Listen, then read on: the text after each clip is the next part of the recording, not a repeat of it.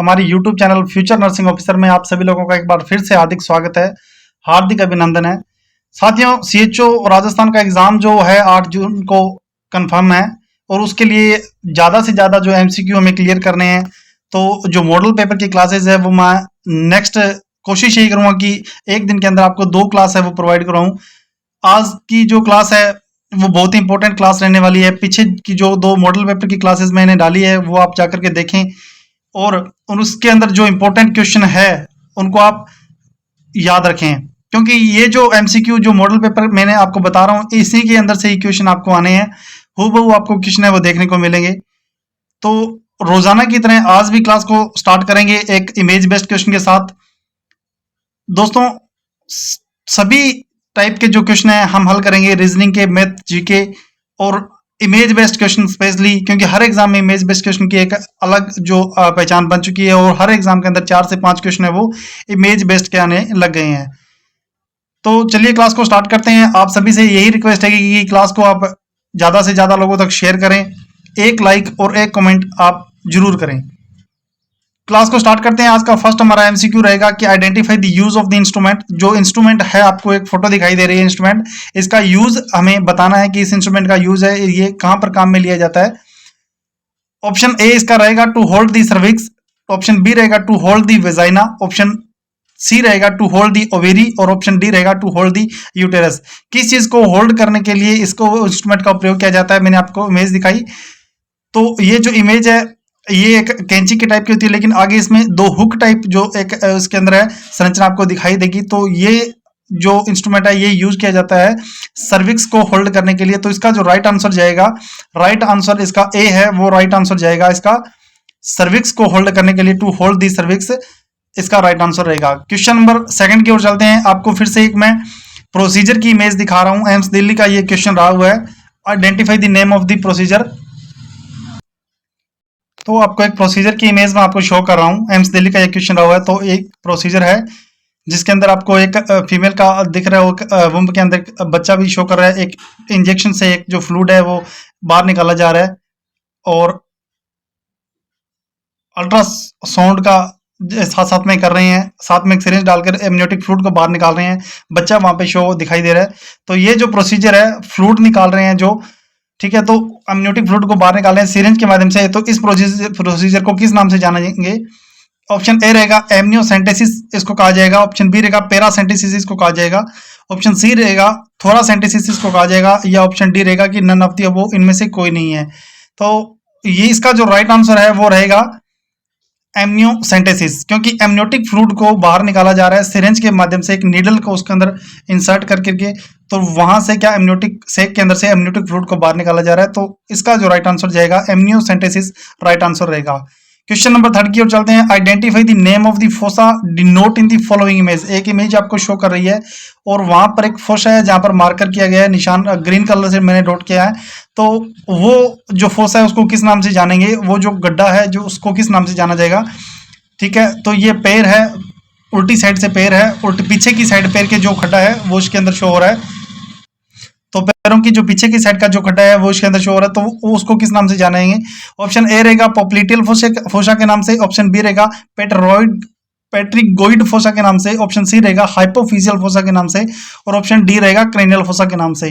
तो जल्दी से जल्दी आप जो क्वेश्चन मैं आपको करवाता हूं, आप उसका, अगर आपको कुछ लगता है कि उसका आंसर गलत है तो आप मुझे कमेंट जरूर करें। अगर आपको क्लास बढ़िया लग रही है या क्लास के अंदर कुछ चेंजेस चाहिए तो भी आप मेरे को कुछ कमेंट जरूर करें और प्लीज एक लाइक है वो जरूर करें क्लास को और अपने एक दोस्त तक शेयर जरूर करें। ठीक है, तो ये जो फोसा की मैंने आपको इमेज दिखाई है, ठीक है, इस फोसा का हम किस नाम से जानेंगे? इस फोसा का जो नाम है आपको बताना है कि ये जो घुटनों के पीछे की साइड की इमेज है और वहां पर का जो फोसा है उसको किस नाम से जानते हैं? तो इसका जो राइट आंसर रहेगा ऑप्शन ए, इसका पॉप्लिटियल फोसा के नाम से इसको जाना जाएगा। क्वेश्चन नंबर 4, इंपॉर्टेंट इमेज एक मैं आपको शो कर रहा हूं अगेन दोबारा। Identify the clinical sign denote in the following image. एक इमेज आपको मैंने शो करी है, इसके ये जो साइन है ये किस नाम से जाना जाएगा? ये जो क्लिनिकल साइन है इसको हम किस नाम से जानेंगे? इसको दोनों, जैसे बच्चे को सीधा लटाया हुआ है, दोनों हाथों से पैरों को पकड़ के थोड़ा ऐसे ऊपर उठाया जाएगा, तो उसको ऐसे जो दोनों नी को जब स्ट्रेट बराबर करते हैं तो एक नी है वो थोड़ा ऊपर रहेगा, एक नी नीचे शो होगा।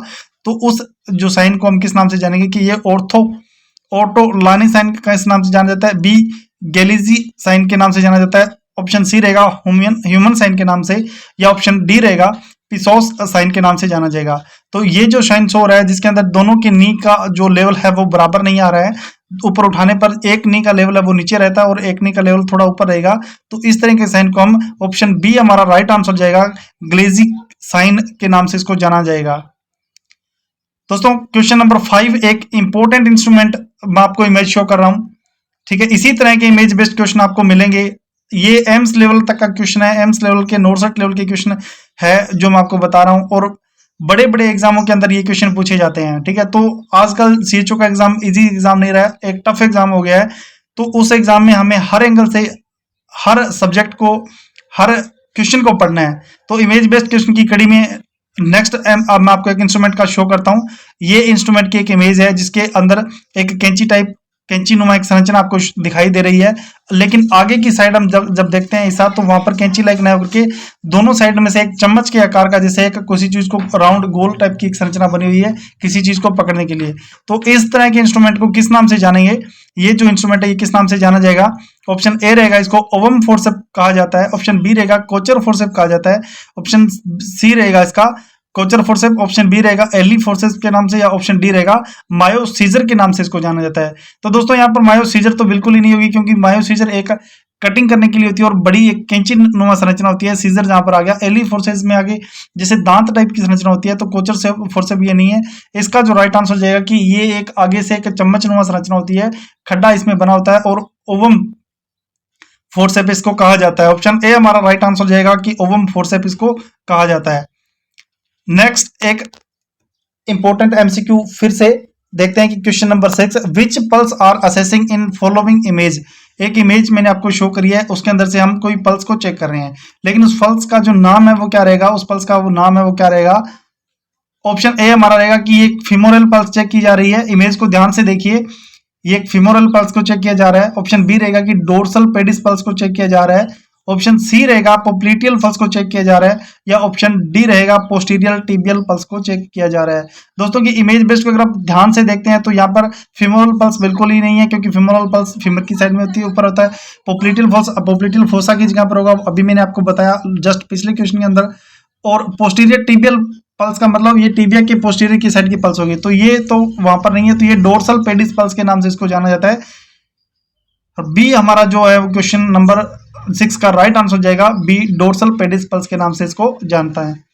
Question number 7, next identify the following device. एक डिवाइस की मैं आपको इमेज शो कर रहा हूं, उस डिवाइस का जो नाम आपको बताना है कि ये डिवाइस किस काम आती है और ये डिवाइस का जो नाम है वो क्या रहेगा। और इसके बारे में मैं आपको जो पिछला मॉडल पेपर है और उसका जो पहला मॉडल पेपर है, दोनों क्लासें आप जाके विजिट करें, उनके अंदर इसके बारे में मैंने बताया हुआ और पढ़ाया हुआ है, एक्सप्लेन भी किया हुआ है।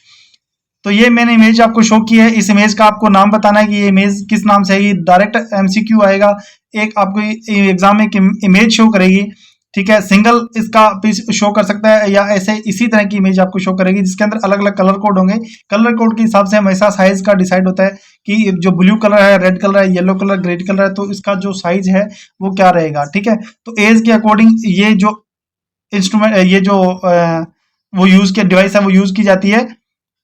ऑप्शन ए रहेगा इसको नेजोफारिंजियल एयरवे के नाम से जानते हैं। ऑप्शन बी रहेगा ये गुडल एयरवे और ओपीए एयरवे के नाम से जानते हैं, या ट्रेकियल एयरवेज को कहा जाता है, या लारेंजियल मास्क एयरवेज को कहा जाता है। तो दोस्तों नेजल फारिंजियल एयरवे के बारे में मैं आपको पहले पिछली क्लास में मॉडल पेपर में बता चुका हूँ, उसकी इमेज बेस्ड मैंने आपको शो कर चुका हूँ। लारेंजियल मास्क एयरवे के बारे में भी मैं आपको बता चुका हूँ।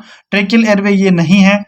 तो हमारा ये जो क्वेश्चन है इसका जो राइट आंसर जाएगा ऑप्शन बी है, गुडल एयरवे के नाम से इसको जाना जाता है, गुडल एयरवे के नाम से। और इसका कई बार, बहुत बार जो एग्जाम के अंदर इसका क्वेश्चन रिपीट होता है, और मोस्ट इंपोर्टेंट एमसीक्यू का में से एक ये क्वेश्चन है हमारा। क्वेश्चन नंबर 8 की तरफ आपको लेके चलता हूं कि आपको एक फॉलोइंग इमेज दिखाई दे रही है, आइडेंटिफाई आपने करना है कि कौन सा पैरामीटर हम असेस कर सकते हैं इस इंस्ट्रूमेंट के द्वारा, हम कौन सा पैरामीटर हम चेक कर रहे हैं, ये हमारा एमसीक्यू है।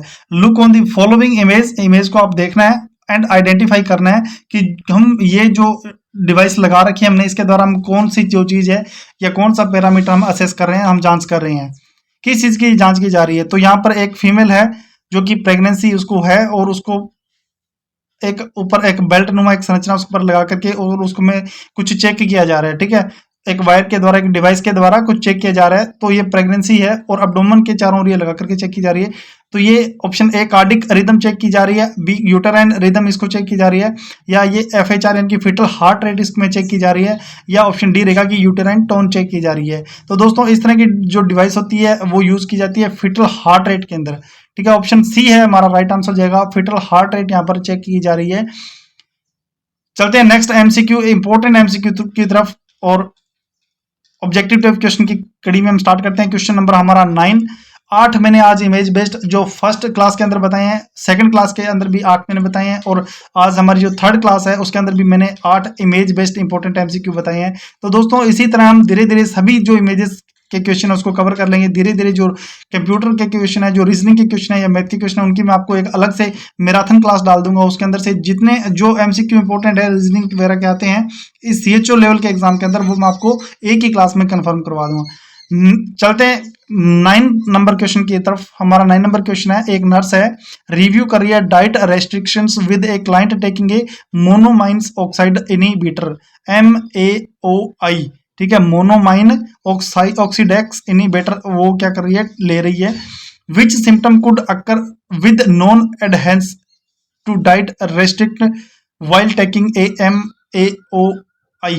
एक नर्स क्या कर रही है, मोनोमाइन ऑक्सीडेज इनहिबिटर दवाई उसको ले रही है और आहार के साथ प्रतिबंधों की समीक्षा कर रही है।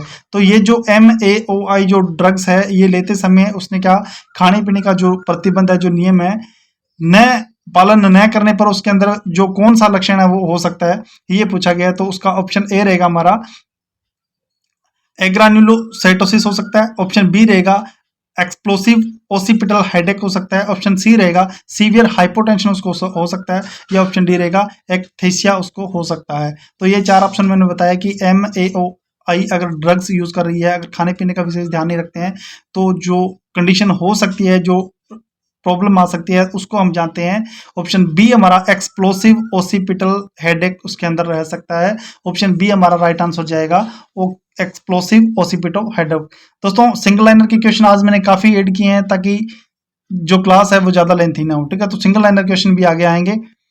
एक्सप्लोसिव जो ओसिपिटल हेडेक है वो उसके बारे में थोड़ा सा आपको बताऊं कि ये एक सिम्टम होता है हाइपरटेंशन क्राइसिस का। हाइपरटेंसिव क्राइसिस का एक सिम्टम है which is major concern with the combination of a monoamine oxidase inhibitor and certain food such as cheeses और पाई फ्रूटेड एंड सॉसेज। ये मतलब इस तरह की जो चीजें है या सॉसेज वगैरह उसके अंदर यूज किए जाते हैं। अगर खाने पीने का हम ध्यान नहीं रखते हैं तो उसके अंदर जो ओसिपिटल सिर दर्द है या बीपी बढ़ा हुआ इसके अंदर आ सकता है, इसका एक लक्षण होता है ये। क्वेश्चन नंबर 10 मैं आपको बताऊं, क्वेश्चन नंबर 10 की तरफ हम चलते हैं। Which of the following would not promote trust in the nurse patient relationship. Nurse patient की रिलेशनशिप है, नर्स और पेशेंट, नर्स और रोगी के जो संबंध है उसमें विश्वास को जो कौन सी चीज है वो बढ़ावा नहीं देगा। ठीक है, ये पूछा गया है। ऑप्शन ए रहेगा एग्जामिन ए वुंड विदाउट प्रोवाइडिंग प्राइवेसी। अगर हम कोई वुंड को एग्जामिन कर रहे हैं और हमें प्राइवेसी का ध्यान नहीं रखा तो ये क्या करेगा। ऑप्शन बी रहेगा, ऑप्शन बी रहेगा फुलफिलिंग प्रोमिस, या वो उसके जो प्रोमिस है उसको फुलफिल कर देगी, या returning at the stated time, जो उसका जो स्टेटेड टाइम है वहाँ पर वो आराम से पहुंच जाएगा जब उसको कहा हुआ है, या मेंटेनिंग कॉन्फिडेंटली, या वो उसको कॉन्फिडेंट मेंटेन करेगी। तो ये जो 3 चीज़ें नीचे शो कर रही है, फुलफिल प्रोमिस और स्टेटेड टाइम और मेंटेनिंग कॉन्फिडेंट, ये तीनों चीज़ें तो उसको बढ़ावा देगी। लेकिन examine without wound without privacy, ठीक है, तो ये चीज है, ये उसको नर्स जो रोगी का संबंध है उसके अंदर ये उस चीज को बढ़ावा नहीं देगी। ये हमारा जो क्वेश्चन है उसके अंदर वो राइट आंसर रहेगा क्वेश्चन नंबर 10 का ए। क्वेश्चन नंबर 11 की तरफ चलते हैं। Principle of ethical practice including the respect and trustful behaviour toward the client known as. मतलब जो नैतिक व्यवहार के सिद्धांतों में ग्राहक के प्रति यानी कि पेशेंट के प्रति सम्मान और भरोसेमंद व्यवहार शामिल है, जिसे क्या कहा जाता है। मतलब अब एक पेशेंट के साथ हमने एथिकल प्रैक्टिस हम उसको कर रहे हैं, तो उसको रिस्पेक्ट दे रहे हैं, उसको ट्रस्टफुल उसके साथ बिहेवियर कर रहे हैं, तो उसको किस नाम से जाना जाएगा। ऑप्शन ए रहेगा वेरासिटी के नाम से उसको कहेंगे, ऑप्शन बी अकाउंटेबिलिटी के नाम से उसको जाना जाएगा, ऑप्शन सी रहेगा जस्टिस के नाम से उसको जाना जाएगा, और ऑप्शन डी रहेगा ऑटोनॉमी के नाम से इसको जाना जाएगा। तो इसका जो राइट आंसर रहेगा दोस्तों वेरासिटी, ऑप्शन ए इसका राइट आंसर रहेगा, वेरासिटी के नाम से जाना जाएगा। क्योंकि एथिकल प्रिंसिपल के आधार पर हम अगर पेशेंट को क्या करते हैं, उसको भरोसेमंद, उसको व्यवहार शामिल, उसके ट्रस्टफुल उसके साथ बिहेवियर करते हैं, तो उसको वेरासिटी के नाम से जानते हैं। वेरासिटी का मतलब होता है ट्रूथफुलनेस टूवर्ड द क्लाइंट, जो पेशेंट है उसके मतलब हमने उसके रिगार्डिंग क्या करना है, ट्रूथफुलनेस करना है, उसके प्रति विश्वास हमें बना के रखना है, सच्ची निष्ठा हमें रखनी है, उसको वेरासिटी के नाम से जानते हैं। अकाउंटेबिलिटी की बात करें तो रिस्पॉन्सिबिलिटी ऑफ ओवन एक्शन, हमारा जो खुद का जो एक्शन है, जो कार्य हमें रखा है, जवाबदेही हमें की कार्यवाही की जिम्मेदारी उसको होनी चाहिए, उसको अकाउंटेबिलिटी के नाम से जानते हैं। जस्टिस का मतलब होता है न्याय, यानी कि इक्विटेबल डिस्ट्रीब्यूशन, मतलब जो न्याय समान वितरण, सभी को क्या करना होता है, समान जो सेवा हम दे रहे हैं, जो भी नर्सिंग की सेवा हम दे रहे हैं, तो वो सभी को एक से ही मिलनी चाहिए, उसके अंदर कोई भेदभाव नहीं होना चाहिए। ऑटोनॉमी का जो मतलब होता है वो होता है self determination, it mean client have the right to choose selection any services. इसका मतलब होता है भी पेशेंट को खुद को अधिकार होता है, आत्मनिर्णय होता है कि वो किसी भी सेवा का जो चयन है करने का जो अधिकार है वो पेशेंट को होता है। नेक्स्ट एमसीक्यू की तरफ आपको लेके चलता हूं। क्वेश्चन नंबर 12, एक important MCQ, permanent abnormal dilation and destructions of the bronchi and bronchioles is known as. अगर परमानेंट ब्रोंची और ब्रोंक्यूल्स के स्थायी असामान्य फैलाव और विनाश को क्या कहा जाता है? जो परमानेंट अबनॉर्मल डायलेशन हो जाता है या डिस्ट्रक्शन हो जाता है ब्रोंकी या ब्रोंक्यूल्स को, तो उसको किस नाम से जानेंगे? ऑप्शन ए रहेगा एम्फाइसीमा, ऑप्शन बी रहेगा अस्थमा के नाम से जानेंगे, ऑप्शन सी रहेगा इसका ब्रोंकिटाइटिस के नाम से जानेंगे, ऑप्शन डी रहेगा एटिलेक्टेसिस के नाम से जानेंगे। तो ये जो एमसीक्यू है ये इंपॉर्टेंट एमसीक्यू है, इसका जो राइट आंसर जाएगा ये रहेगा ब्रोंकोचिटाइटिस, इसका ऑप्शन सी है ब्रोंकोचिटाइटिस, इसका जो राइट आंसर रहेगा ऑप्शन सी इसका राइट आंसर जाएगा। नेक्स्ट एमसीक्यू हमारा question number 13, to avoid pulling the urinary catheter. Urinary catheter या जो मूत्र कैथेटर हमने लगा रखा है उसको खींचने से बचाने के लिए nurse should tape the catheter on the patient. जो नर्स क्या करेगी, कैथेटर जो है पेशेंट का उसको टेप कर देगी। कहां पर टेप लगाएगी वो, ये क्वेश्चन है, बिल्कुल इजी क्वेश्चन है लेकिन इंपॉर्टेंट एमसीक्यू है। ऑप्शन है लोअर थाई पर लगाएगी, ऑप्शन बी है अपर थाई पर लगाएगी, ऑप्शन सी रहेगा हिंड लेग पर लगाएगी और ऑप्शन डी रहेगा फुट पर उसको टेप करेगी। तो ये जो एमसीक्यू जो इंपॉर्टेंट एमसीक्यू है कि एक यूरिनरी कैथेटर पेशेंट को लगा हुआ है, कंडीशन ये रहेगी कि पेशेंट को यूरिनरी कैथेटर हमें टेप करना है, तो वो टेप कहां पर किया जाता है? लोअर थाई पे किया जाता है, अपर थाई पे किया जाता है, हिंद लेग पे या फुट पे किया जाता है? तो ये अपर थाई पर किया जाता है। राइट आंसर इसका बी रहेगा, ऑप्शन नंबर बी है हमारा जो राइट आंसर रहेगा। चलते हैं नेक्स्ट एमसीक्यू की तरफ। Question number 14, which principle used in close chest drainage. Close chest drainage हम प्रोसीजर कर रहे हैं, तो जो कौन सा प्रिंसिपल है वो काम में लिया जाता है, ये हमारा एमसीक्यू है। ऑप्शन ए रहेगा पोस्चर एंड ग्रेविटी, उसमें देखी जाती है, जरूरी होता है कि हमें जो पोस्टर है वो सही होना चाहिए और उसकी ग्रेविटी सही होनी चाहिए। ऑप्शन बी रहेगा कि ambulation and gravity right answer रहेगा। ऑप्शन सी रहेगा gravity negative pressure and suction हमारा इंपॉर्टेंट रहेगा, या option D gravity positive pressure and suction हमारा जो प्रिंसिपल है वो यूज किया जाएगा। तो इस तरह के जो क्वेश्चन है वो इंपॉर्टेंट एमसीक्यू है। इसके अंदर सबसे पहले क्या चीज होती है कि ग्रेविटी है वो कंपलसरी होती है, ग्रेविटी बढ़िया होनी चाहिए। सेकंड है नेगेटिव प्रेशर चेक किया जाता है, न कि पॉजिटिव प्रेशर चेक किया जाता है, और सक्शन की हमें हमेशा जरूरत पड़ती है, तो सक्शन उसके अंदर होगा।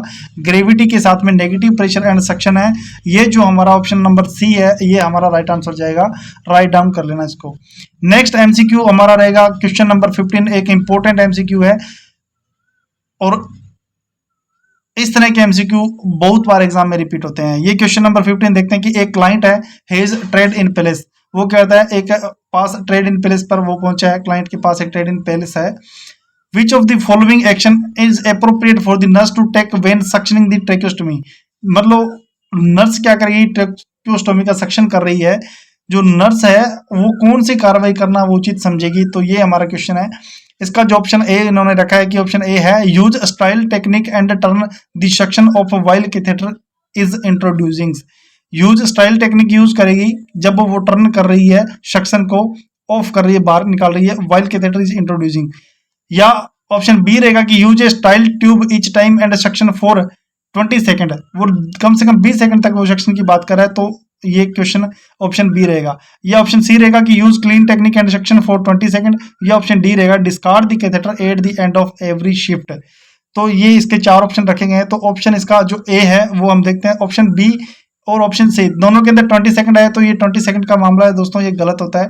20 सेकंड का मामला डायरेक्ट यहाँ पे गलत है, कम से कम मिनिमम मैक्सिमम 10 सेकंड होता है, 10 सेकंड से ऊपर हम ज्यादातर सक्शन नहीं कर सकते हैं। तो फर्स्ट जो हमारा ऑप्शन ए यहाँ पर शो हो रहा है कि यूज ए स्टाइल टेक्निक हमें यूज करनी है, एंड स्टाइल टेक्निक यूज करने के साथ में हमें क्या करना है, टर्न करना है, सक्शन को घुमाना है। Of while catheter is introducing, जब हम कैथेटर को बाहर एक की तरफ इंट्रोड्यूस कर रहे हैं, बाहर धीरे धीरे निकाल रहे हैं, तो उसको घुमा करके निकालना है, धीरे धीरे निकालना है और सक्शन को और टर्न करते हुए निकालना है। ठीक है, तो ये हमारा जो स्टाइल टेक्निक यूज करने के साथ।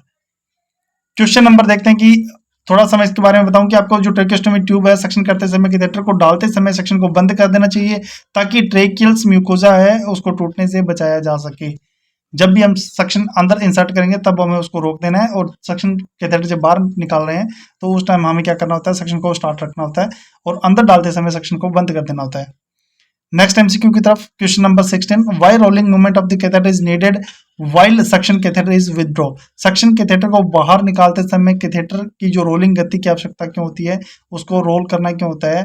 तो अभी जस्ट ही पिछला ही क्वेश्चन हमने पढ़ा है कि to prevent tissue trauma, tissue का ट्रोमा होने से बचाने के लिए, रिमूव सिक्रेशन को रिमूव करने के लिए, टू प्रोवाइड प्रॉपर प्रेशर बनाने के लिए, या easy withdrawal of the tubes, tubes को इजी विड्रॉ करने के लिए। तो ऑप्शन ए है टू प्रिवेंट टिश्यू ट्रोमा, जो टिश्यू है उसका जो ट्रोमा है वो ट्रोमा ना हो टिश्यू को, उसको प्रिवेंट करने के लिए हम जो करते हैं रोलिंग उसमें करते हैं, और उसको कैथेटर की रोलिंग की गति की आवश्यकता होती है उसके अंदर कि सक्शन कैथेटर को बाहर निकालते समय। नेक्स्ट एमसीक्यू क्वेश्चन नंबर 17 है, प्रिया नर्सिंग ऑफिसर है एम्स दिल्ली के अंदर और वर्किंग कर रही है मेडिकल आईसीयू के अंदर, और नाइट शिफ्ट उसकी चल रही है, और उसने क्या, एक पेशेंट को ट्रेकियोस्टोमी ट्यूब डली हुई है 8 AM पर, उसने कड़ाई की कंडीशन है वो अचानक है वो वॉशनड होगी, खराब हो गई है, और ट्यूब में भी ब्लॉक्ड, और ट्यूब अचानक ब्लॉक हो गई है। और on duty nursing officer Priya ये जानती है that which of the following is the best intervention to prevent complication. देखो दोस्तों, क्वेश्चन की लाइनिंग बहुत बड़ी है, लंबी चौड़ी लाइनिंग है, लेकिन क्वेश्चन बिल्कुल इजी है कि आपके सामने एक ट्रेकियोस्टोमी का एक पेशेंट है, उसको ट्यूब डली हुई है, ट्यूब अचानक ब्लॉक होगी, तो आपने जो सबसे बढ़िया जो काम है वो क्या करना है, सबसे बढ़िया जो एक्शन है वो क्या लेना है, कोई भी कॉम्प्लिकेशन को प्रिवेंट करने के लिए। तो इसका ऑप्शन इन्होंने रखा है, ऑप्शन ए रहेगा कि suction of the tube with normal saline, जो सक्शन करना है ट्यूब को नॉर्मल स्लाइन के साथ, क्यों ट्यूब ब्लॉक है, और अस्कल्टेट ब्रीथ साउंड है उसको सुनना है। ये ऑप्शन बी रहेगा कि immediate remove the tracheostomy tube है उसको इमीडिएट रिमूव कर देना है। ऑप्शन डी रहेगा deflate the tracheostomy tube cuff and supply high flow oxygen, या जो ट्रेकियोस्टोमी ट्यूब का कफ है उसको डिफ्लेट कर देना है, उसके अंदर जो हवा भरी हुई उसको बाहर निकाल देना है और हाई फ्लो ऑक्सीजन देनी है। या डी रहेगा inform to doctor, immediately doctor को इन्फॉर्म करना है। तो इस क्वेश्चन का जो राइट आंसर रहेगा कि हमें जो ब्लॉक्ड अगर ट्यूब हो गई है तो उसको हमें रिमूव कर देना है, इमीडिएट उसको रिमूव करना है, ट्रेकियोस्टोमी को स्टाइल ड्रेसिंग से उस वुंड को कवर करना है। ये हमारा जो एक्शन है वो उसके अंदर रहेगा। सीपीयू का फुल फॉर्म यहाँ पे पूछा गया है कि सीपीयू का जो फुल फॉर्म होता है वो क्या होता है, सीपीयू का पूरा नाम यहाँ पे पूछा गया है। ऑप्शन ए रहता है control of power unit, option B रहता है central program unit, option C रहेगा central processing unit, and option D रहेगा सेंट्रल पावर यूनिट। दोस्तों, रेलवे आरआरबी का अभी जो एग्जाम हुआ है जस्ट ही कुछ 29 अप्रैल को हुआ है, तो उस एग्जाम के अंदर ये क्वेश्चन है वो रिपीट हुआ है, उस क्वेश्चन के अंदर ये एग्जाम के अंदर ये क्वेश्चन आया हुआ है। सीपीयू का जो पूरा नाम है ऑप्शन सी होता है, सेंट्रल प्रोसेसिंग यूनिट के नाम से इसको जाना जाता है। ऑप्शन सी है हमारा वो राइट आंसर रहेगा, सेंट्रल प्रोसेसिंग यूनिट के नाम से इसको जानेंगे। चलते हैं नेक्स्ट एमसीक्यू की तरफ। क्वेश्चन नंबर 19 हमारा है, the small graphical buttons in window. ठीक है, एक बटन्स कंप्यूटर का ये एग्जाम क्वेश्चन आ गया कि एक स्मॉल ग्राफिकल बटन्स उसके अंदर यूज किए जाते हैं विंडोज के अंदर, विच रिप्रेजेंट फोल्डर, उसके अंदर फोल्डर शो होते हैं, डाटा फाइल शो होती है, और प्रोग्राम फाइल उसके अंदर एक्स्ट्रा रखी जाती है। तो उस तरह को हम किस नाम से जानेंगे, तो ऑप्शन ए रहेगा प्रोग्राम के नाम से जानेंगे, ऑप्शन बी ओरिएंटेशन के नाम से, ऑप्शन सी रहेगा उसको वो प्रेजेंटेशन हम दे रहे हैं, या ऑप्शन डी रहेगा आइकॉन के नाम से उसको शो करेंगे।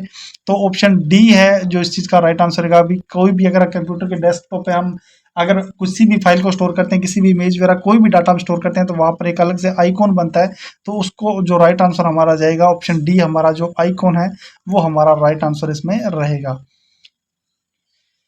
चलते हैं नेक्स्ट 20 नंबर एमसीक्यू की तरफ। To create a folder on the desktop, एक क्रिएट करना है हमें कंप्यूटर की जो डेस्कटॉप है, कंप्यूटर के क्वेश्चन इसके अंदर आगे मैंने आपको जैसे जैसे बताया था कि आपको ये जो क्लासेज है इसमें सिर्फ नर्सिंग लेवल के नहीं, इमेज बेस्ड क्वेश्चन के साथ में आपको कंप्यूटर के, रीजनिंग के, जीके के, मैथ के सारे जो क्वेश्चन है आपको मिलेंगे। तो आप सभी लोगों से यही रिक्वेस्ट है, दोबारा से मैं कर रहा हूँ कि आप लोग क्लास को कंटिन्यू वॉच करें, कंप्लीट वॉच करें, अपने दोस्तों तक शेयर करें, और हो सके तो प्लीज एक लाइक और कमेंट जरूर करें। नेक्स्ट हम पढ़ते हैं कि एक क्रिएट कर रहे हैं एक फोल्डर को एक डेस्कटॉप पे, तो हमें क्या करना है, कोई भी फोल्डर वहां पे बनाना है तो लेफ्ट क्लिक करना पड़ेगा on your desktop, click folder new पे क्लिक करना पड़ेगा, या करना ओपन ए वर्ड प्रोसीजर पे हमें ओपन करना पड़ेगा, क्लिक फाइल पे करके न्यू पे करना पड़ेगा, या right click on your desktop पे करके और क्लिक न्यू पे करके फोल्डर करना पड़ेगा, या ओपन माई कंप्यूटर पे जाके कंट्रोल पैनल पे जाके क्लिक न्यू फोल्डर पर हमें करना पड़ेगा। तो ये एक नया फोल्डर बनाना है कोई डेस्कटॉप पे, उसके लिए ये प्रोसीजर क्या होता है, तो इसके अंदर ऑप्शन सी है, राइट क्लिक हमें करना पड़ेगा फर्स्ट, डेस्कटॉप पे क्लिक न्यू पे जाना पड़ेगा और वहां पर जो डायरेक्ट फोल्डर का ऑप्शन आएगा वहां पर न्यू फोल्डर है वो बन जाएगा।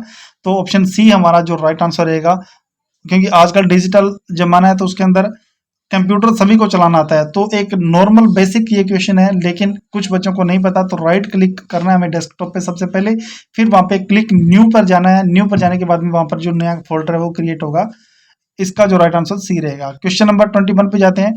Device such as the monitor, speaker and printer are known as, जो मॉनिटर है, स्पीकर या प्रिंटर जैसे उपकरण है उनको किस नाम से जाना जाता है? जो उपकरण कंप्यूटर में जुड़े होते हैं जिनको स्पीकर के नाम से मान लिया, प्रिंटर हो गया, ऐसे जो उपकरण ऐड होते हैं उन उपकरणों को किस नाम से जाना जाएगा?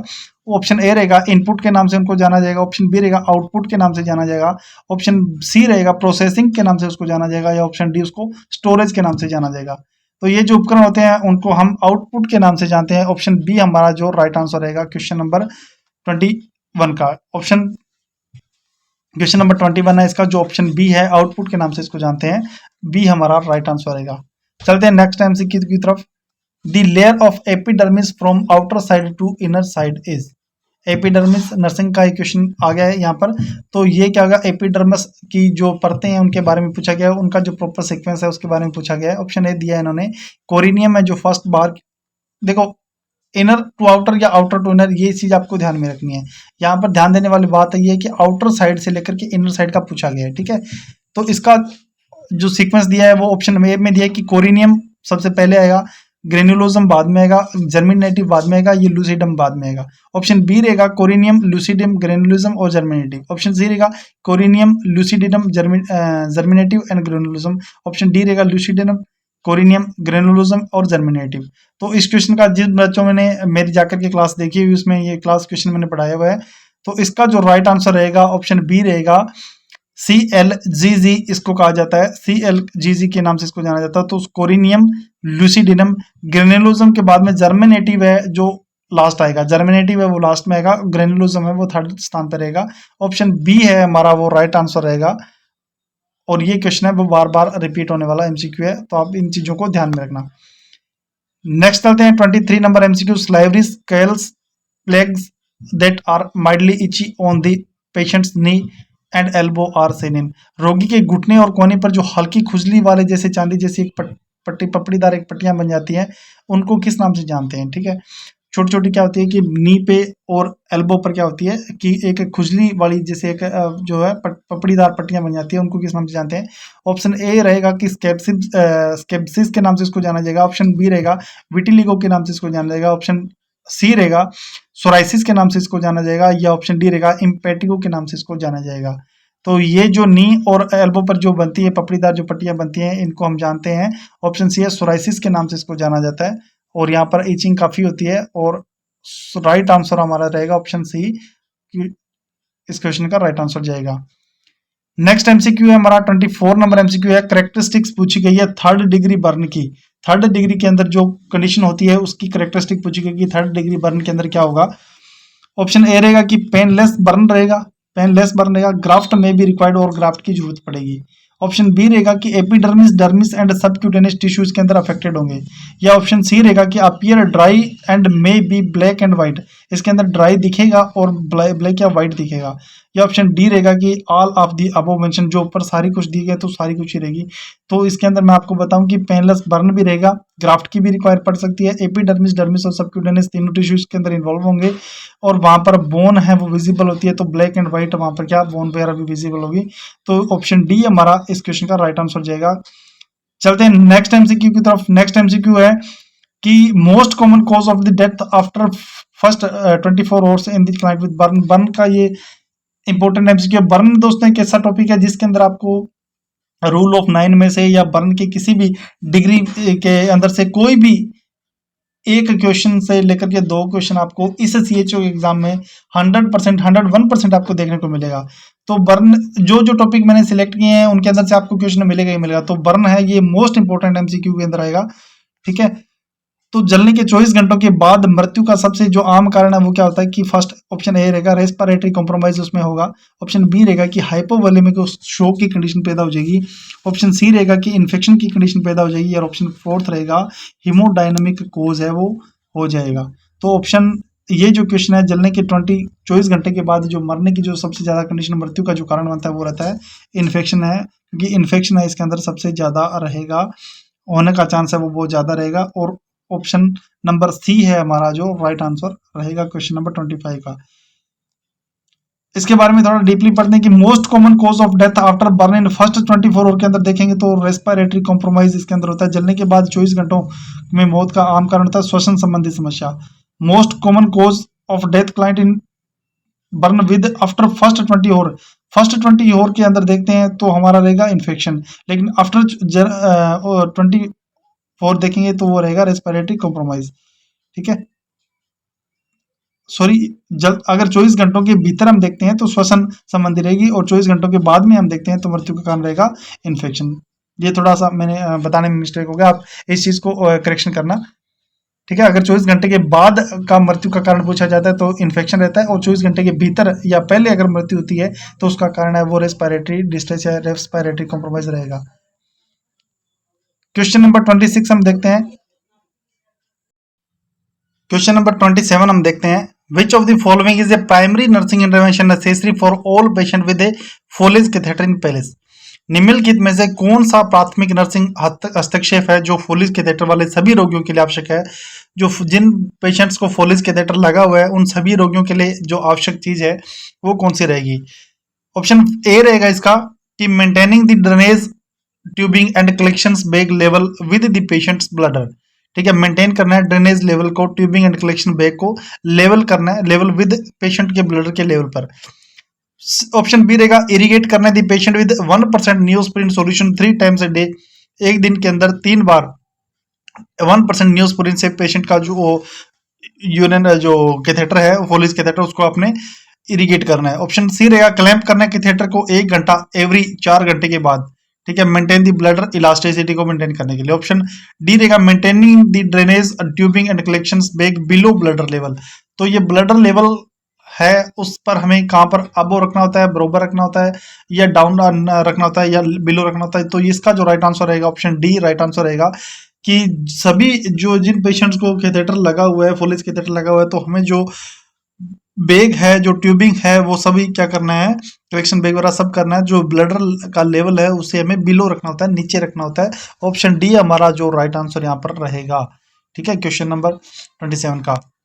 चलते हैं नेक्स्ट क्वेश्चन की तरफ। एक क्लाइंट है एडमिट है सस्पेक्टेड है एटलेक्सेसिस उसको हो चुका है। Which clinical indicator does the nurse expect कर या आइडेंटिफाई कर during the assessment of the client. एक क्लाइंट है जिसको क्या होता है एटेलेक्टेसिस हो चुका है, उसके साथ उसको भर्ती करवा दिया गया है, ठीक है। क्लाइंट का जब डायग्नोसिस किया जा रहा है तो नर्स है वो कौन सा जो ट्रीटमेंट है संकेत की पहचान करेगी, कौन सा उसको हमें असेसमेंट करेगी कि हमें ये चीज उसके साथ करनी चाहिए, कौन सा क्लिनिकल इंडिकेटर इसके अंदर होगा। ऑप्शन ए रहेगा कि डिमिन्स्ड ब्रीथ साउंड है वो डिमिन्स्ड उसके अंदर पाई जाएगी। ऑप्शन बी रहेगा कि स्लो डीप रेस्पिरेशन उसके अंदर प्रेजेंट रहेगा। ऑप्शन सी रहेगा एड्री अनप्रोडक्टिव कफ उसके अंदर पाई जाएगी। ऑप्शन डी रहेगा अनकंट्रोल्ड वीजिंग उसके अंदर रहेगी। तो डिमिन्स्ड ब्रीथ साउंड है, डिमिनिश्ड ब्रीथ साउंड इसके अंदर पाई जाती है। ये इसका राइट आंसर रहेगा option number A. Question number 29 की तरफ चलते हैं। The largest volume of the air which can be expelled from the lungs during maximal expiration is called। हवा की वह अधिकतम मात्रा जिसे अधिकतम निःश्वसन के दौरान फेफड़ों से बाहर निकाला जा सकता है कहलाती है। दोस्तों ये क्वेश्चन है वो बिल्कुल मतलब इंपॉर्टेंट क्वेश्चन है, बिल्कुल इजी क्वेश्चन है लेकिन बहुत ही इंपॉर्टेंट क्वेश्चन है। और अब ये कम से कम पीछे जो 3-4 बार एग्जाम हुए राजस्थान को छोड़कर के अलग स्टेट में, तो ये क्वेश्चन वहां पर आया हुआ है कि सबसे ज्यादा हम एक बार में जो हवा जितनी फेफड़ों से बाहर निकाल सकते हैं तो उसको क्या कहा जाता है, इंस्पायरेटरी रिजर्व वॉल्यूम उसको कहा जाएगा, एक्सपायरेटरी रिजर्व वॉल्यूम उसको कहा जाएगा, रेजिडुअल वॉल्यूम कहा जाएगा, या टाइडल वॉल्यूम उसको कहा जाता है। तो अगर बाहर निकालने की बात आई है तो उसको एक्सपायरेटरी रिजर्व वॉल्यूम के नाम से जाना जाएगा। ऑप्शन बी हमारा है जो इस क्वेश्चन का जो ऑप्शन बी है एक्सपायरेटरी रिजर्व वॉल्यूम है हमारा राइट आंसर रहेगा। इसी तरह के इंपॉर्टेंट एमसीक्यू के बारे में मैं आपको थोड़ा सा एक्सप्लेन करके बता देता हूं कि टाइडल वॉल्यूम किसको कहेंगे, रेजिडुअल वॉल्यूम किसको कहेंगे। The volume of air that are inhaled and exhaled during normal breath or respiration it is normal 500 ml। मतलब सांस लेना और सांस बाहर निकालना, ठीक है, ये दोनों चल रहे तो वहां पर जो इसका जो लेवल रहता है कि सामान्यतः 500 मिली होता है आयतन इसका सामान्य। श्वास लेना अंदर चल ली गई है और बाहर छोड़ी गई है, इसका जो आयतन दोनों का रहेगा वो 500 मिली होता है और इसको टाइडल वॉल्यूम के नाम से जाना जाता है। दोस्तों ये बीच बीच में मैं आपको थोड़ा एक्सप्लेन कर देता हूँ थ्योरी, तो आपको थोड़ी बता देता हूँ, तो इससे थोड़ी जो क्लास है वो लेंथी जरूर रहेगी, पर आप क्लास को स्किप ना करें, क्लास को कंटिन्यू पूरा वॉच करें, क्योंकि इनके अंदर से भी क्वेश्चन है वो बन सकता है, तो इनका मीनिंग हमें पता होना चाहिए। रेजिडुअल वॉल्यूम की बात ये रहेगी कि it is the amount of air that remain in the persons lung and maximum inhalation reserve volume is normally 1200 की लगभग मैक्सिमम जितनी भी एयर हम निकाल सकते हैं उतने निकाल दी, फिर भी फेफड़ों के अंदर जो एयर रहेगी वो 1200 ml तक रह जाएगी, तो इसको हम बोलेंगे residual volume.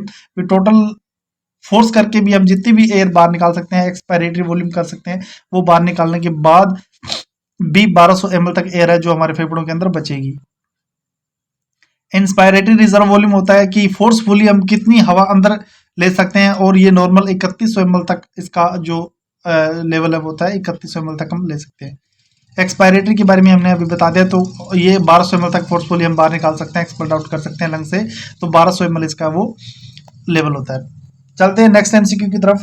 Question number 30, which among of the following is the most accurate way to determining oxygen demand in a COPD patients. COPD का एक मरीज है, उसको ऑक्सीजन की मांग निर्धारित करने के लिए सबसे जो स्ट्रिक्ट तरीका है वो कौन सा रहेगा। हम असेसमेंट कर लेंगे रेस्पिरेटरी रेट को, हम एक्सरे करवाएंगे पेशेंट का, एसपीओ2 लेवल चेक करेंगे, या blood gas analysis ABG analysis किया जाएगा।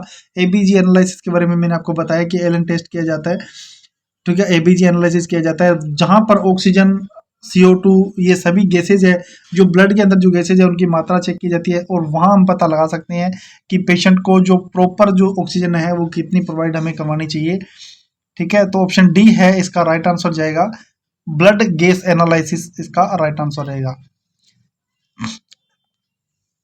ऑलवेज शुड बी रिमाइंडेड, हमेशा ये चीज याद रखनी है कि ऑक्सीजन की जो मांग है स्तर निर्धारित करने के लिए एबीजी है वो सबसे स्ट्रिक्ट विधि है, सबसे डिमांड जो लेवल है वो सबसे एक्यूरेट मेथड किसको माना जाता है, वो माना जाता है एबीजी को, ठीक है।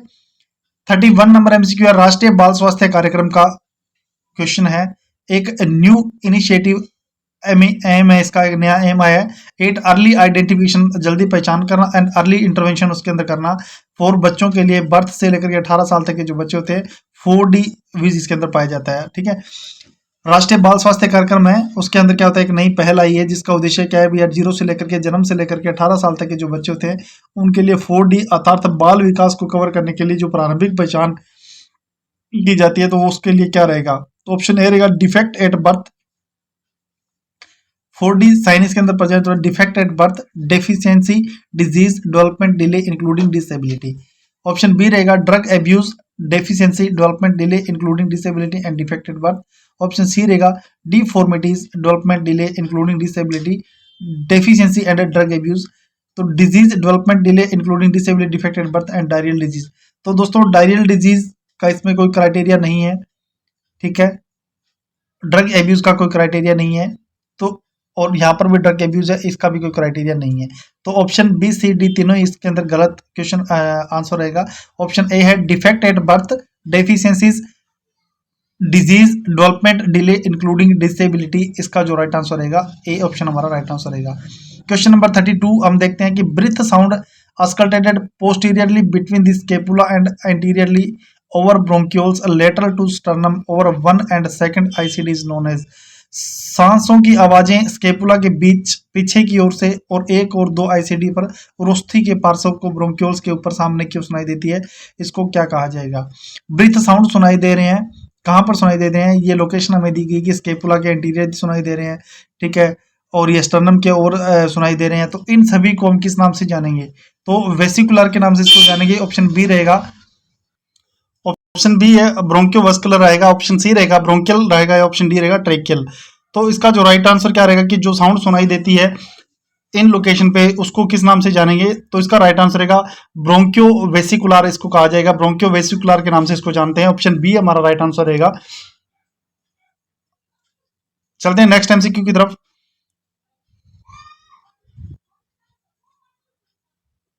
डायरेक्ट एमसीक्यू पर मैं आता हूँ, 33 नंबर एमसीक्यू पर आता हूँ मैं, ठीक है, क्योंकि क्लास लंबी हो रही है, जितने ज्यादा से ज्यादा हमें एमसीक्यू करने हैं। क्वेश्चन नंबर 33, बैरल चेस्ट किस कंडीशन के अंदर, कौन सी डिजीज के अंदर है वो बैरल चेस्ट सीन होती है? क्वेश्चन नंबर 33 इंपॉर्टेंट एमसीक्यू रहेगा।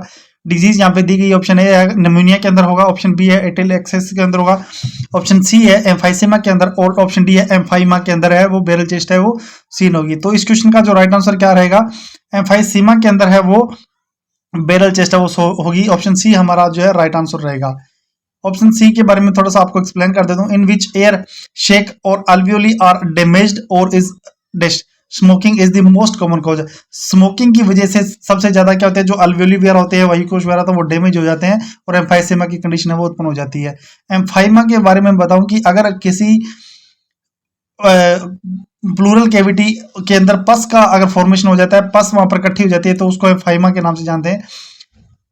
एटिलेक्टेसिस के बारे में मैं आपको बताऊं तो इसका मतलब क्या होता है कि इसमें फेफड़े के अल्वोली का ढहना शामिल है। ये ऑपरेशन के बाद के मतलब सबसे ज्यादा क्लॉप्सिंग कोलैप्स हो जाता है, collapse of the lungs alveoli, ठीक है। It is the most post operative complex, मतलब कभी भी कोई सर्जरी होती है, सर्जरी के बाद में कई बार क्या होता है कि ब्लड का कोई क्लोट है या एयर का कोई एम्बोलिज्म वगैरह जाकर क्या कोलैप्स हो जाता है, लंग कोलैप्स हो जाता है, लंग्स की अल्वियोली कोलैप्स हो जाती है, उसको एटेलेक्टेसिस के नाम से जाना जाता है। निमोनिया की कंडीशन में आपको बताऊं तो निमोनिया क्या होता है कि यह निमोनिया क्या होता है, कॉन्सोडाइलेशन हो जाता है या इन्फ्लामेशन हो जाता है, तो उसको हम क्या कहेंगे, निमोनिया। क्वेश्चन नंबर 34 पे चलते हैं। Greenish tinged sputum is seen which type of the infections, हरे रंग का जो थूक है किस प्रकार के संक्रमण में देखा जाता है? हरे रंग का जो थूक आएगा तो किसका संक्रमण हो सकता है? वो ऑप्शन ए रहेगा स्ट्रेप्टोकोकस का, ऑप्शन बी रहेगा सूडोमोनास का, ऑप्शन सी रहेगा स्टेफलोकोकस का, और ऑप्शन डी रहेगा प्लाज्मोडियम का। तो इस क्वेश्चन का जो राइट आंसर रहेगा ऑप्शन बी रहेगा सूडोमोनास के अंदर है वो हरे रंग का जो स्पूटम है वो शो होगा सूडोमोनास के संक्रमण के अंदर, इन्फेक्शन के अंदर। क्वेश्चन नंबर 35 रहेगा महाराज का, माइकोबैक्टीरियम ट्यूबरकुलोसिस है उसको किस नाम से जाना जाता है? माइकोब्यूक्टेरियम ट्यूबरकुलोसिस है उसका जो सेकंड नाम है उसको किस नाम से जाना जाता है? तो दोस्तों ट्यूबरकुलोसिस पे मैंने स्पेशल एक क्लास डाली हुई है, क्योंकि ये एक इंपॉर्टेंट टॉपिक है। जो जो इंपॉर्टेंट टॉपिक मुझे लगे हैं वो उन पर मैंने स्पेशल क्लास डाली हुई, तो आप जाकर के ट्यूबरकुलोसिस की वो क्लास जरूर देखें, क्योंकि ट्यूबरकुलोसिस ऐसा टॉपिक है जिसके अंदर से आपको 2 से 3 क्वेश्चन है वो एग्जाम में देखने को मिलेंगे। ऑप्शन ए रहेगा कि गोल्डन बेसिलिसी के नाम से जाना जाता है, ऑप्शन बी रहेगा कोच बेसिलिसिस के नाम से जाना जाता है, ऑप्शन सी रहेगा मेजिकल बेसिलिल के नाम से जाना जाता है, या ऑप्शन डी रहेगा हैंसन बेसिलिस के नाम से इसको जाना जाता है। तो इस क्वेश्चन का माइकोबैक्टीरियम ट्यूबरकुलोसिस जो है इसको किस नाम से जाना जाते हैं? उसको कोच बेसिलिस के नाम से जाना जाते हैं। ऑप्शन बी हमारा जो राइट आंसर यहाँ पर रहेगा। चलते हैं नेक्स्ट एमसीक्यू की तरफ। Comma shaped bacteria are known as, जो कोमा शेप्ड जो बैक्टीरिया है वो शो होता है तो उसको किस नाम से जानेंगे? ऑप्शन ए रहेगा स्टेफ्लोकोकाई के नाम से, ऑप्शन बी रहेगा स्ट्रेप्टोकोकाई के नाम से, ऑप्शन सी रहेगा विब्रियो के नाम से, और ऑप्शन डी रहेगा बेसिलस के नाम से। तो जो कोमा शेप्ड जो बैक्टीरिया है उसको हम विब्रियो के नाम से जान जाते हैं, तो राइट आंसर हमारा सी रहेगा विब्रियो। कोमा शेप्ड जो बैक्टीरिया जो होते हैं उनको विब्रियो के नाम से जाना जाता है। क्वेश्चन नंबर 37 की तरफ चलते हैं कि Widal test belong to which of the following type, जो विडाल टेस्ट किया जाता है तो वो किस टाइप का होता है, ठीक है, बिलोंग करता है वो किससे, तो वो प्रिसिपिटेशन टेस्ट उसको कहा जाता है, या बैक्टीरियो लाइसेंस उसको कहा जाता है, ऑप्शन सी एग्लूटिशन टेस्ट उसको कहा जाता है, या ऑप्शन डी न्यूट्रलाइजेशन उसको कहा जाता है। तो विडाल टेस्ट के बारे में ये क्वेश्चन आया, तो विडाल टेस्ट का मतलब होता है एग्लूटिशन टेस्ट उसके अंदर होता है, ऑप्शन सी है हमारा राइट आंसर रहेगा।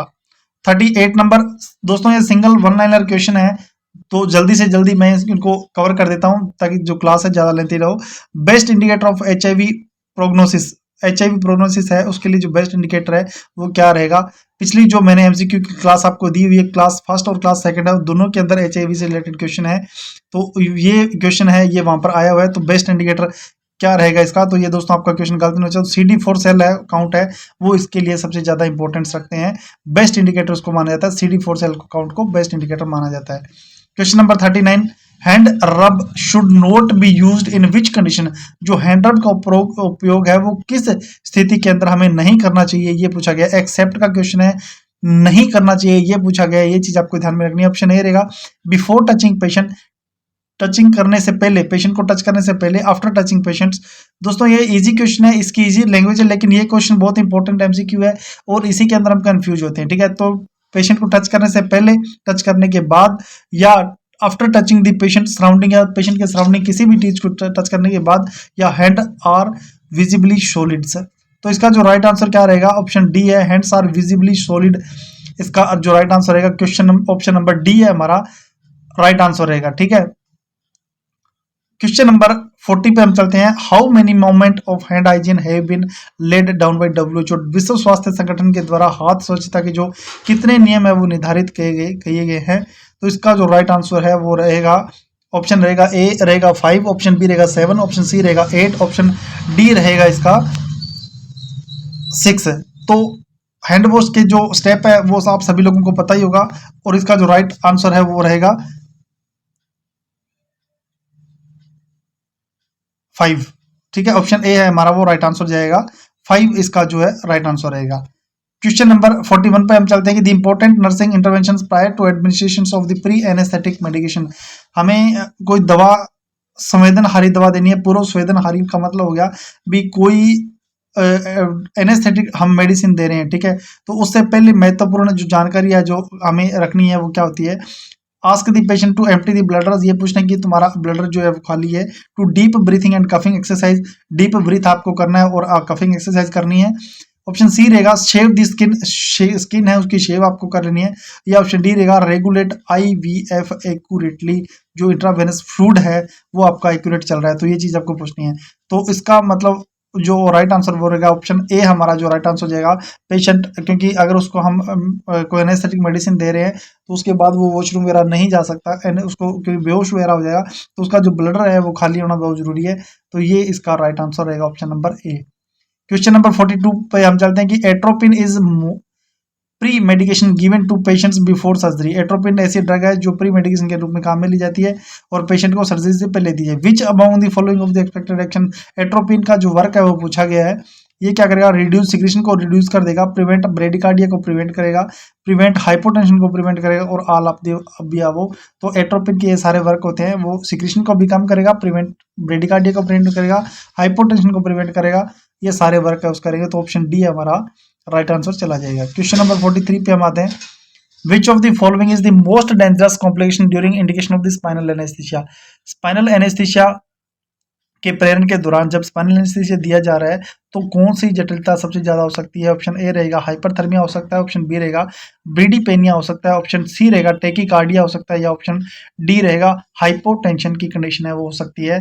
तो कभी भी जब स्पाइनल एनेस्थीसिया लगाया जाता है तो ऑप्शन डी है हमारा हाइपोटेंशन है, ये हमारा राइट आंसर जाएगा। ऑप्शन डी हमारा राइट आंसर रहेगा, ये कंडीशन है पैदा हो सकती है। Question number 44, which of the following procedure always required surgical asepsis. Surgical asepsis की जरूरत पड़ती है, ऐसा कौन सा प्रोसीजर है? नाम बताओ रहे हैं हमें। ऑप्शन ए रहेगा कोलोस्टमी इरिगेशन कर रहे हैं तब, ऑप्शन बी रहेगा वेजाइनल इरिगेशन कर रहे हैं, ऑप्शन सी रहेगा यूरिनरी कैथेटराइजेशन हम कर रहे हैं, ऑप्शन डी रहेगा नेजोगैस्ट्रिक ट्यूब डाल रहे हैं तब। तो सबसे इंपॉर्टेंट क्या होगा इसके अंदर कि कोई भी हम जो सर्जिकल एसेप्सिस कर रहे हैं तो उसके लिए जो प्रोसीजर है यूरिनरी कैथेटराइजेशन है वो जरूरी होता है। कोई भी हम सर्जरी वगैरह करें तो यूरिनरी कैथेटर वगैरह हमें सबसे पहले डालना चाहिए, क्योंकि उसके अंदर हम एनेस्थेटिक हमें करना पड़ता है, एनेस्थीसिया की जो मेडिसिन हमें देनी पड़ती है, तो उसके अंदर यूरिनरी कैथेटराइजेशन हम सबसे ज्यादा जरूरी माना जाता है। ऑप्शन सी राइट आंसर रहेगा। To ensure the client safety, client की सेफ्टी, मरीज की मतलब सुरक्षा को सुनिश्चित करना। Which assessment important of the nurse to make before advancing a client from liquid to solid diet. ठीक है, तो किसी जो पेशेंट है उसको तरल आहार से ठोस आहार पर भेजने से पहले जो नर्स है वो कौन सा असेसमेंट करेगी, ये पूछा गया है। वो क्या करेगी? बाउल साउंड को चेक करेगी, चेविंग एबिलिटी चेक करेगी, करंट एपिटाइट जो भूख लगी है वो देखेगी, या फूड की प्रेफरेंस चेक करेगी। तो इसका जो राइट आंसर है option A bowel sound check करेगी सबसे पहले। कभी भी कोई सर्जरी होती है, कभी भी कोई प्रोसीजर होता है, कोई सर्जरी के ओटी वगैरह के बाद में जब पेशेंट को आईसीयू वगैरह में लिया जाता है तो उसको एनबीएम रखा जाता है, कुछ टाइम के बाद में सबसे पहले उसको फ्लूइड दिया जाता है। फ्लूइड बाउल साउंड चेक करने के बाद में ही उसको जब डाइट वगैरह दी जाती है, क्योंकि एनेस्थीसिया का इफेक्ट है वो चेक किया जाता है। ठीक है, नेक्स्ट हम पढ़ते हैं क्वेश्चन नंबर 46। एक नर्स है, कैरी कर रही है एक क्लाइंट को, एक पेशेंट को क्लाइंट कर रही है, active stage of the labour उसको है, मॉनिटर करेगी फिटल स्टेटस को और नोट करेगी कि strip showing a late declaration उसके अंदर शो हो रहा है। Based on this observation which action should be the nurse should based on this observation which action should be the nurse plan to make immediately. प्रसव का सक्रिय चरण आ गया है, एक पेशेंट है, उसकी नर्स देखभाल कर रही है, भ्रूण की वो निगरानी कर रही है और देखती है कि मॉनिटर स्ट्रिप पर भ्रूण की वो गति है जो धीमी हो रही है। तो इस अवलोकन के आधार पर, इस असेसमेंट के आधार पर नर्स क्या तुरंत है वो कौन सी कार्रवाई करेगी या कौन सा योजना बनाएगी। फर्स्ट क्या करेगी, डॉक्यूमेंट करेगी, जो फाइंडिंग आई है उसको लिखेगी, प्रिपेयर करेगी, इमीडिएट बर्थ है उसको प्रिपेयर करेगी, इमीडिएट हमें बर्थ करवाना है, या ऑप्शन सी रहेगा increase the rate of an oxytocin, जो फ्लूइड चल रहा है, इन्फ्यूजन चल रहा है, उसके रेट को बढ़ा देगी, या एडमिनिस्ट्रेट करेगी oxygen client via face mask के द्वारा उसको क्या करेगी, ऑक्सीजन प्रोवाइड करवाएगी। तो इस क्वेश्चन का जो राइट आंसर रहेगा ऑप्शन डी हमारा राइट आंसर रहेगा कि वो ऑक्सीजन है वो क्लाइंट को वाया फेस मास्क है वो प्रोवाइड करवाएगी, एडमिनिस्ट्रेट करवाएगी। चलते हैं नेक्स्ट एमसीक्यू की तरफ। 47 नंबर एमसीक्यू हमारा रहेगा कि in a normal average infant the percentage increase in body length than that a birth and at the age of 1 year it is. एक सामान्य शिशु के जन्म के समय तथा 1 वर्ष की आयु की शरीर की लंबाई में जो कितने प्रतिशत जो वृद्धि है वो होती है, ये पूछा गया। हाइट का एक नॉर्मल बच्चे की जन्म से के बाद में 1 वर्ष की आयु तक है वो शरीर की लंबाई है वो कितने प्रतिशत हो जाती है, ये क्वेश्चन पूछा गया है। तो ऑप्शन ए रहेगा 20% बढ़ जाता है, ऑप्शन बी रहेगा 50% बढ़ जाता है, ऑप्शन सी रहेगा 70% और ऑप्शन डी रहेगा 75% वो बढ़ जाता है। तो इस क्वेश्चन का राइट आंसर रहेगा 50%। 50% उसकी हाइट के अंदर वृद्धि रहेगी। 50% का मतलब यह है कि बर्थ लेंथ होती है एवरेज 50 सेंटीमीटर होती है और 1 साल तक 25 सेंटीमीटर इसके अंदर ऐड और हो जाएगा और 75 सेंटीमीटर की एज हो जाएगी। तो 50 का जो 50% 50 का 50% हम निकालेंगे तो 25% इसके अंदर ऐड होगा, तो ये 75 सेंटीमीटर की हो जाएगी। तो 50% जो लेंथ है वो 1 साल तक बच्चे की बढ़ जाती है। नेक्स्ट एमसीक्यू रहेगा 48 नंबर हमारा इंपॉर्टेंट एमसीक्यू है आज की क्लास का। एक significant predictor of fetal well being is fetal heart rate is. भ्रूण के स्वास्थ्य का एक महत्वपूर्ण भविष्य वक्ता भ्रूण की हृदय गति हम चेक करते हैं तो वो कितनी होती है। ठीक है, बच्चे की हार्ट रेट के बारे में क्वेश्चन आया है, फेटल हार्ट रेट का क्वेश्चन है। तो 100 से लेकर के 120 बीट पर मिनट होती है। ऑप्शन बी रहेगा 180 टू 200 बीट पर मिनट होती है। ऑप्शन सी रहेगा 120 टू 160 बीट पर मिनट होती है, या ऑप्शन डी रहेगा 160 टू 200 बीट पर मिनट। तो दोस्तों फिटल हार्ट रेट का ये क्वेश्चन है, FHR का ये क्वेश्चन है, तो इसके अंदर क्या होता है 120 से लेकर के 160 बीट पर मिनट है। ये हमारा जो इंपॉर्टेंट है राइट आंसर रहेगा इस क्वेश्चन का। और इंपॉर्टेंट एमसीक्यू नॉर्मल जो फिटल हार्ट रेट है 122 लेकर के 160 तक होती है अगर फिटल वेलबिंग है, फिटल वेलबिंग है बिल्कुल। तो क्वेश्चन नंबर 49 है उसकी तरफ हम चलते हैं। तो ये हमारा क्वेश्चन क्या है, पेशेंट्स कंप्लेन कर रहा है पेन की एंड हैज रेडनेस कर रहा है, swelling of the IV site लगी हुई है। दोस्तों ये जो क्वेश्चन है ये सिर्फ सीएचओ का ही नहीं बल्कि एनएचएम के जो भी एग्जाम है, आरआरबी के, डीएसएसबी के, जे मतलब नोटसेट के, एम्स के, किसी भी जो एग्जाम है सबका फेवरेट क्वेश्चन है। ठीक है, तो इसके अंदर पूछा जाएगा फेलेबाइट्स के बारे में। ठीक है, तो ये जो 2-3 इसी तरह की डेफिनेशन आएगी मैं उसके बारे में आपको आगे बताऊंगा कि ये क्या चीज होती है। ठीक है, इनके बारे में आपको 1 से 2 क्वेश्चन आपको आएगा ही आएगा। ये आपको कंडीशन दी हुई है तो आप कंडीशन देके आपको पहचानना है कि क्या कंडीशन उसमें है। पेशेंट कंप्लेन कर रहा है, उसको पेन हो रहा है, वहां पर रेडनेस हो गई है, स्वेलिंग आ गई है और आईवी साइट की जहां पर कैनुला लगा है, जहां पर आईवी साइट लगी हुई है वहां पर उसको ये दिक्कतें आ रही है। तो उसको क्या करना चाहिए, सबसे पहले जो आईवी फ्लूइड चल रहा है तो उसको स्टॉप करेगी और कैनुला को रिमूव कर देगी नर्स। या ऑप्शन बी रहेगा कि स्टार्ट कर देगी नेजल ऑक्सीजन उसको स्टार्ट कर देगी। ऑप्शन सी रहेगा change IV tube and the solution, IV tube को चेंज करेगी और सॉल्यूशन को चेंज कर देगी। या ऑप्शन डी रहेगा apply warm moist pack on the red end, जहां पर रेड एरिया है वहां पर वही जो वार्म मॉइस्ट पैक है वो वहां पर अप्लाई करेगी। तो सबसे पहले क्या करना हमें काम जो वर्क रहेगा नर्स का वर्क का जो इन्फ्यूजन उसको स्टॉप करना है और कैनुला को रिमूव करना है क्योंकि कैनुला वहां पर आउट हो चुका है, उसकी वजह से ये जो पेन है रेड एरिया जो आ रहा है ये सब कुछ उसके वजह से हो रहा है। क्वेश्चन नंबर 50 आज का ये रहेगा कि करंट जेली लाइक जो स्टूल होता है containing mucus among 3 month to 3 year old child suspected to have, मतलब 3 महीने से लेकर के 3 साल तक के बच्चे के अंदर बलगम युक्त जेली जैसा जो मल आ रहा है तो वो कौन सी डिजीज का लक्षण है ये। तो हर्चसप्रिंग डिजीज के नाम से इसको जानेंगे, एब्डोमिनल हर्निया उसको हो सकता है, मेकल डाइवर्टिकुलम उसको हो सकता है, या इंटूससेप्शन जो डिजीज है उसको हो सकती है। तो ये जो करंट जेली लाइक जो स्टूल है, वो होता है इंटूससेप्शन की कंडीशन के अंदर।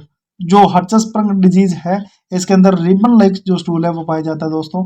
रिबन लाइक स्टूल का अगर पूछा जाता है तो वो रहेगा हर्ट्जस्पर्ग डिजीज के अंदर।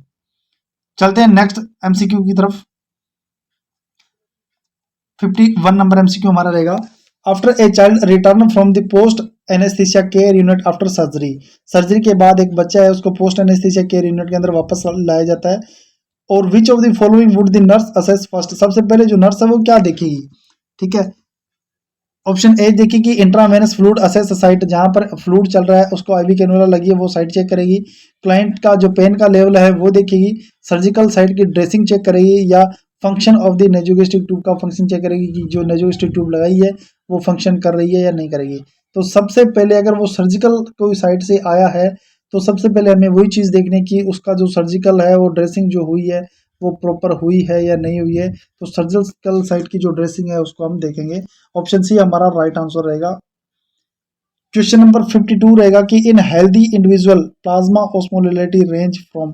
स्वस्थ व्यक्तियों में जो प्लाज्मा ऑस्मोलैरिटी की जो रेंज है वो कितनी होती है। ऑप्शन ए है 300 से 310, ऑप्शन बी रहेगा 270 से 280, ऑप्शन डी रहेगा सी रहेगा 200 से 295, ऑप्शन डी रहेगा 320 से लेकर के 325 तक। तो इसका ऑप्शन सी है 280 से 295 ऑस्मोलैरिटी है इसकी, वो राइट आंसर रहेगा प्लाज्मा की, ठीक है। क्वेश्चन नंबर 53 हमारा रहेगा, विच of the following is the function of sodium in the body. जो सोडियम है, सोडियम जो है उसका जो बॉडी के अंदर वर्क है वो पूछा गया है।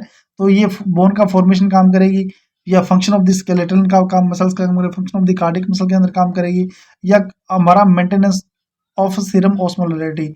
तो ये जो तीनों काम है ऑप्शन ए बी और सी, ये तीनों काम सोडियम के नहीं है, लेकिन ये जो maintenance of the serum osmolarity option D हमारा जो जा रहा है, ये जो वर्क है ये सोडियम का वर्क रहेगा बॉडी के अंदर, maintenance of the serum osmolarity.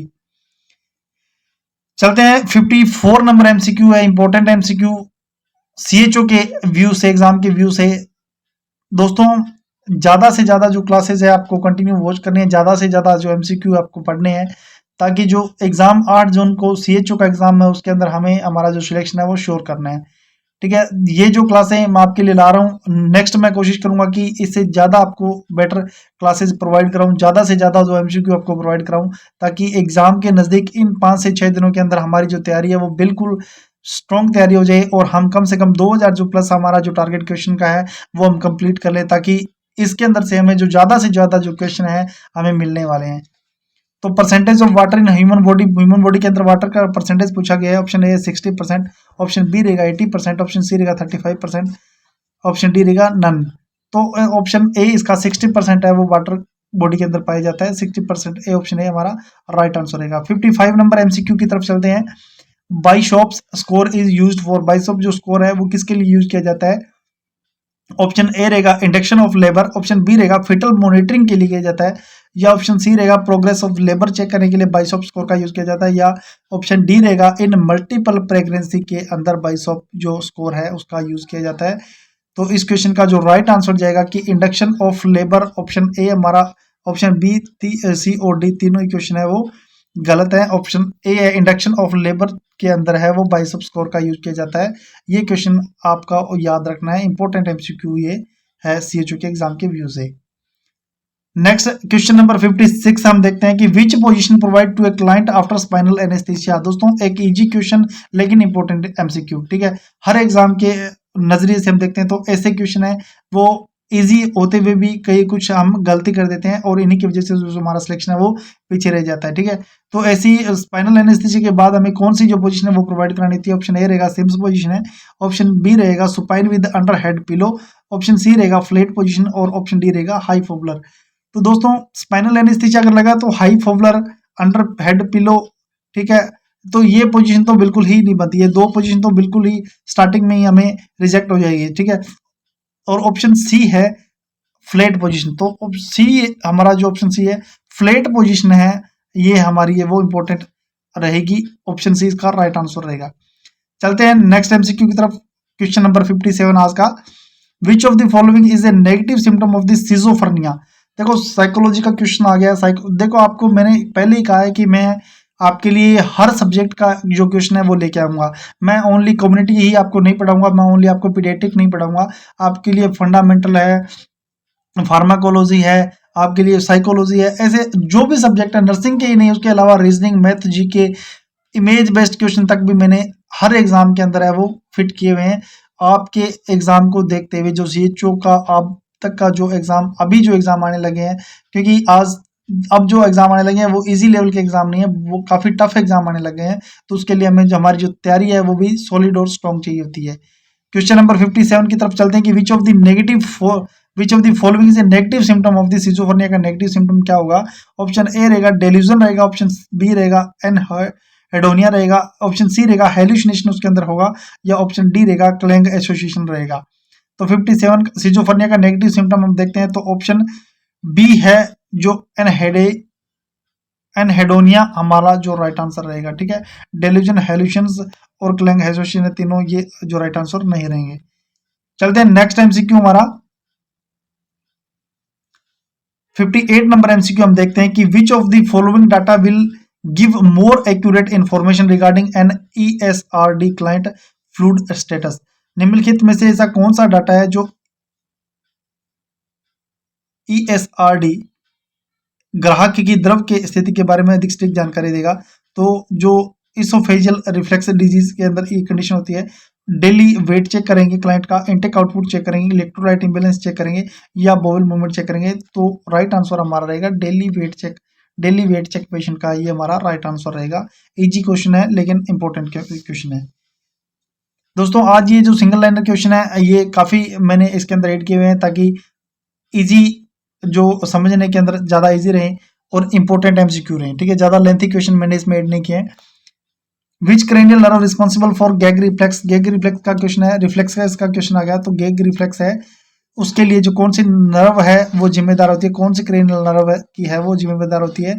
तो सी क्रेनियल नर्व 5th है, क्रेनियल नर्व 7th है, 8th है, क्रेनियल नर्व 3rd है। तो ऑप्शन सी है इसका राइट आंसर रहेगा। चलते हैं नेक्स्ट एमसीक्यू की तरफ। एक रोड ट्रैफिक एक्सीडेंट हो चुका है, आरटीए हो चुका है, हेड इंजरी का पेशेंट है, ब्राउट उसको इमरजेंसी डिपार्टमेंट में लाया गया है। नर्सिंग ऑफिसर मिस्टर जो बुद्धराम है रिसीव, उसने पेशेंट को इमरजेंसी के अंदर रिसीव किया है, उसने असेसमेंट किया है। उसके बाद उसको ये फाइंड आउट हुआ है कि यूनिलेटरल पुपिल उसके डायलेशन है, उसके जो पुपिल है वो दोनों क्या डायलेट हो चुके हैं। See knows that unilateral pupil dilation due to damage of which cranial nerve. ये बिल्कुल ही इजी क्वेश्चन है, ओनली सिंगल लाइनर का ये क्वेश्चन है कि जो पुपिल डायलेशन हुआ है वो ड्यू किस कारण हुआ है, कौन से जो क्रेनियल नर्व के कारण हुआ है, बस यही पूछा गया है, घुमा फिरा के पूछा गया है, बड़ा लेंथी क्वेश्चन दिया गया है। तो इसका जो राइट आंसर क्या रहेगा, first cranial nerve, second, third या फोर्थ क्रेनियल नर्व। तो इसका जो राइट आंसर रहेगा ऑप्शन सी है, थर्ड क्रेनियल नर्व के द्वारा जो पुपिल है वो डायलेशन रहेंगे, जो थर्ड क्रेनियल नर्व के द्वारा जो पुपिल है वो डायलेट रहेंगे। क्वेश्चन नंबर 61 पे हम चलते हैं कि incubation period of the corona virus disease. दोस्तों कोरोना वायरस के बारे में आप सभी को पता है, कोरोना वायरस के बारे में सभी ने पढ़ा है, इतना कुछ पढ़ा हुआ है, तो ये क्वेश्चन तो आपका गलत होना ही नहीं चाहिए। ठीक है, तो कोरोना वायरस के अंदर से आपको क्वेश्चन मिल सकता है। ऑप्शन ए रहेगा, इसका इंक्यूबेशन पीरियड पूछा है 2 से 14 दिन, 1 से 7 दिन, 3 से 21 दिन या 4 से 28 दिन। तो दोस्तों ये क्वेश्चन तो किसी का गलत होना ही नहीं चाहिए। कम से कम 15 या 14 दिन का जो क्वारंटाइन टाइम रखा जाता था, तो 2 से 14 दिन इसका रखा जाता है। 2 से 14 दिन इसका जो इंक्यूबेशन पीरियड रहेगा, राइट आंसर ए जाएगा। क्वेश्चन नंबर 62 की तरफ चलते हैं। Tetanus immunoglobulin is an example of. जो टिटनस इम्यूनोग्लोबिन है वो एग्जांपल है किस तरह का। टिटनस हम इंजेक्शन देते हैं तो वो किस तरह की इम्यूनिटी है वो हमें प्रोवाइड करवाएगा।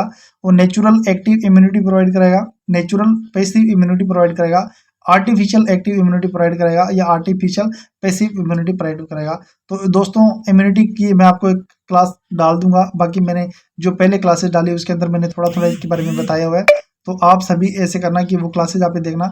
तो टिटनेस क्या होता है, आर्टिफिशियल होता है, बाहर से तैयार किया होता है, पैसिव हम देते हैं, इम्यूनिटी प्रोवाइड कराता है। तो डी हमारा ऑप्शन है वो राइट आंसर हो जाएगा, आर्टिफिशियल पैसिव इम्यूनिटी वो प्रोवाइड करवाता है। ऑप्शन नंबर डी हमारा राइट आंसर रहेगा। चलते हैं नेक्स्ट एमसीक्यू की तरफ। हमारा नेक्स्ट एमसीक्यू रहेगा